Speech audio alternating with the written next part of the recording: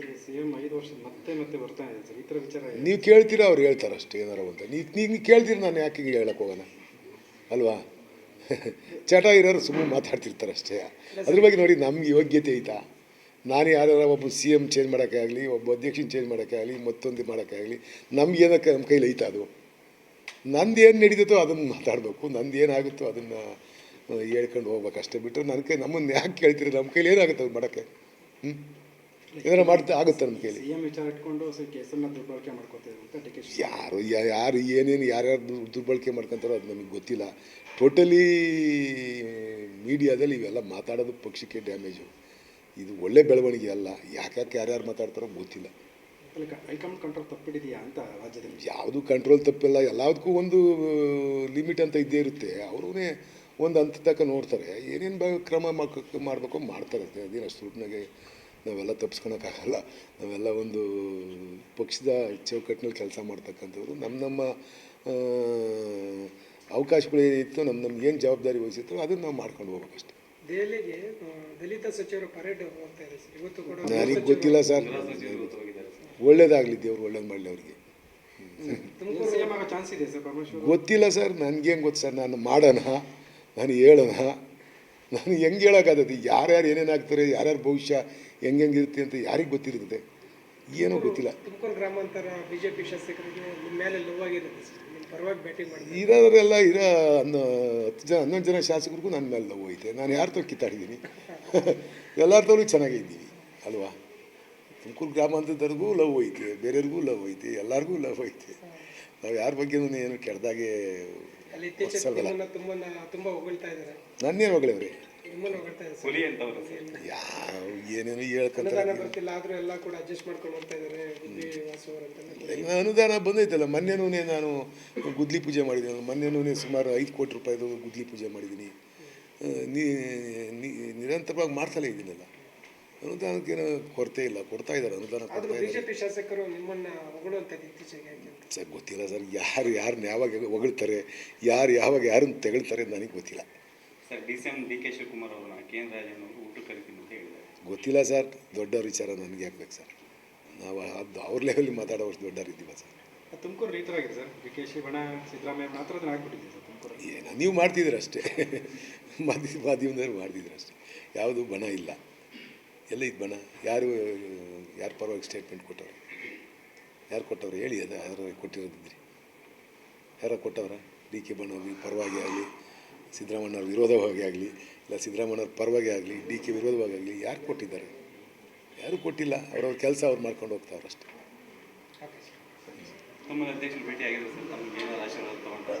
ನನಗೆ ಆಶೀರ್ವಾದ ಮಾಡೋ ಸ್ವಾಮಿನ, ಸ್ವಾಮೀಜಿನ ನಾನು ಆಶೀರ್ವಾದ ಮಾಡೋಕ್ಕೆ ಇದ್ದೋ. ಅವರವರ ಅವಾಗಿದ್ದೋ, ಈಗಿಲ್ಲ. ಏನು ಮಾಡೋಣ? ಫ್ರೆಂಡ್ಶಿಪ್ ಇತ್ತು, ಅವ್ರು ಹೇಳ್ಬೋದಾಯ್ತು ಅಷ್ಟೇ. ಒಂದು ಮಾತು ಆಗ್ಬೋದಾಯ್ತು. ಏನಕ್ಕೆ ಹಂಗೆ ಮಾಡ್ಕೊಂಡೋ ಗೊತ್ತಿಲ್ಲ. ಯಾರು ಹೇಳಿದ್ರು? ಅವ್ರು ಸೆಟ್ಲ್ ಆಡೋಕೆ ವಾಕಿಂಗ್ ಕರ್ಕೊಂಡು ಹೋಗ್ತಿದ್ದೀನಿ ನಾನು. ಸಿಎಂ 5 ವರ್ಷ ಮತ್ತೆ ಮತ್ತೆ ಬರ್ತಾ ಇದೆ ಸರ್, ಈ ಥರ ವಿಚಾರ ನೀವು ಕೇಳ್ತೀರಾ ಅವ್ರು ಹೇಳ್ತಾರೆ ಅಷ್ಟೇ ಏನಾರು ಅಂತ. ನೀವು ಕೇಳ್ತೀರಿ, ನಾನು ಯಾಕೆ ಹಿಂಗೆ ಹೇಳಕ್ಕೆ ಹೋಗೋಣ ಅಲ್ವಾ? ಚಟ ಇರೋರು ಸುಮ್ಮನೆ ಮಾತಾಡ್ತಿರ್ತಾರೆ ಅಷ್ಟೇ. ಅದ್ರ ಬಗ್ಗೆ ನೋಡಿ, ನಮ್ಗೆ ಯೋಗ್ಯತೆ ಐತಾ?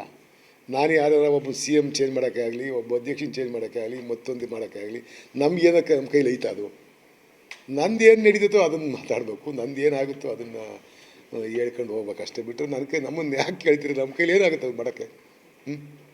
ಏನಾರು ಮಾಡ್ತಾ ಆಗುತ್ತೆ ನಮ್ಮ ಕೈಲಿ? ಸಿಎಂ ವಿಚಾರ ಇಟ್ಕೊಂಡು ಕೇಸನ್ನು ದುರ್ಬಳಕೆ ಮಾಡ್ಕೋತೀವಿ ಅಂತ ಡಿ ಕೆ ಶಿ. ಯಾರು ಏನೇನು ಯಾರ್ಯಾರು ದುರ್ಬಳಕೆ ಮಾಡ್ಕೊತಾರೋ ಅದು ನಮಗೆ ಗೊತ್ತಿಲ್ಲ. ಟೋಟಲಿ ಮೀಡಿಯಾದಲ್ಲಿ ಇವೆಲ್ಲ ಮಾತಾಡೋದು ಪಕ್ಷಕ್ಕೆ ಡ್ಯಾಮೇಜು.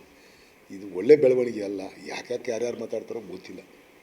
ಹೈಕಮಾಂಡ್ ಕಂಟ್ರೋಲ್ ತಪ್ಪಿಡಿದೆಯಾ ಅಂತ ರಾಜ್ಯದಲ್ಲಿ? ಯಾವುದು ಕಂಟ್ರೋಲ್ ತಪ್ಪಿಲ್ಲ, ಎಲ್ಲದಕ್ಕೂ ಒಂದು ಲಿಮಿಟ್ ಅಂತ ಇದ್ದೇ ಇರುತ್ತೆ. ಅವರೂ ಒಂದು ಹಂತ ತನಕ ನೋಡ್ತಾರೆ, ಏನೇನು ಕ್ರಮ ಮಾಡಬೇಕು ಮಾಡ್ತಾರೆ. ಅದೇನು ಅಷ್ಟು ಸುಲಭನಾಗೆ ನಾವೆಲ್ಲ ತಪ್ಪಿಸ್ಕೊಳಕ್ಕಾಗಲ್ಲ.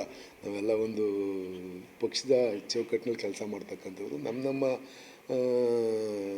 ಅವಕಾಶಗಳೇನಿತ್ತು, ನಮ್ಗೇನು ಜವಾಬ್ದಾರಿ ವಹಿಸಿತ್ತು ಅದನ್ನು ನಾವು ಮಾಡ್ಕೊಂಡು ಹೋಗ್ಬೇಕಷ್ಟೆ.